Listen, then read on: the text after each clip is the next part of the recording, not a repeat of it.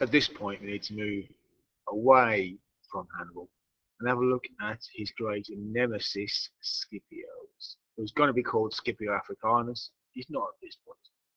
And he grew to prominence in Roman military and Roman politics in Spain, and he's fighting Carthaginian forces in Spain between 210 and 206 BC. So while Hannibal's running riot in Italy, Scipio is building his reputation and his plans for the future in Spain. So we're going to learn about his Iberian campaigns, Iberia, Spain, same place. To understand his military attributes and achievements, Scipio is a pro-consul, so appointed a general. Reform, change things for the better, maneuver, tactics, double envelopment, that surrounding thing, loyalty, charisma. He had the knack, Scipio said, of inspiring great loyalty from his men. He had great charisma. Flexibility. He could change his plan, which is something very un-Roman thing to do. Audacious. People are surprised. People didn't expect him to do that. Alliance, Numidians, and decisive. So, in 211 BC, the Romans in Spain were crushed by the Carthaginian armies. Scipio's father and uncle, who were leading the army, were killed, and the army was virtually wiped out in a trap by Carthaginian armies. So it's pretty bad. The next year, Scipio has himself elected proconsul or consul to go out and command the army in Spain. This is a big shock. Scipio is 24. Romans don't do this. To be a commander of an army, you've got to be in your 30s or 40s. You've got to have served in numerous campaigns. You've got to have been a tribune and a legate and a questor and a deal beforehand.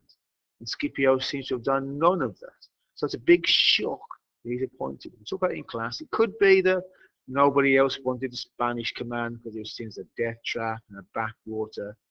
It could have been the fact that although Scipio is young, he's now the head of one of the Roman big five families. But anyway, for whatever reason, at age 24, he's appointed the Roman commander in Spain. Now let's have a think. Here's some pictures of various Roman generals Hannibal has fought so far. And he's whooped them all. So why was he so successful against Roman generals? Well, the answer seems to be, one of the answers seems to be, they all fought the same way.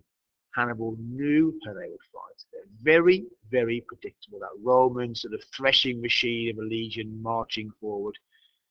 Hannibal knows how they will fight. He can predict their movements very easily. He knows them very well. And once he does that, with his superior command and control over his army, he can defeat them. Scipio has other ideas. For a start, his army, when in Spain he commands, is going to be with him for several years. He can train them and train them and train them. And they can become, you've heard the phrase before, the instrument of the general's will. And once he's got his army that well trained, he's going to use it in a flexible and audacious way. He pulls off double envelopments of various Carthaginian armies using the infantry. They're so much better. He trains them to be so much better than earlier Roman armies.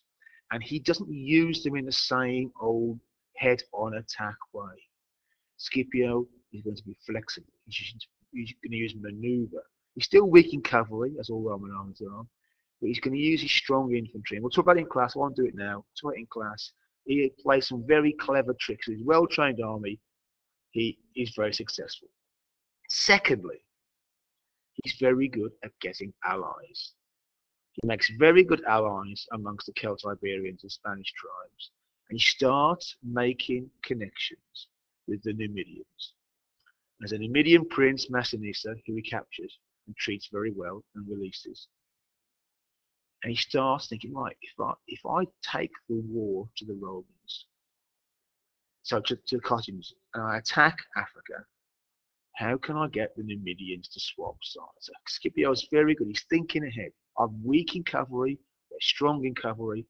Let's see if I can get these Numidians to swap sides. And the result of all this was that he completely, in 4 years, reversed the situation in Spain. So in 210 BC, after the battle when his father and uncle were killed, Carthage completely dominates Spain. 4 years later, Rome has conquered Spain. He's thrashed the Carthaginian armies there. Hasdrubal Barca, Mago Barca, another guy called Hasdrubal Gisgo. He's thrashed them, wiped out their armies, and Rome now runs Spain. He has thrashed Carthage the way Carthage has thrashed his country's armies earlier. And this is a major disaster for Carthage. Spain's one of the main reasons they're in this war. They need to maintain control of Spain because of the silver mines, because of the manpower. And now Scipio is taking it off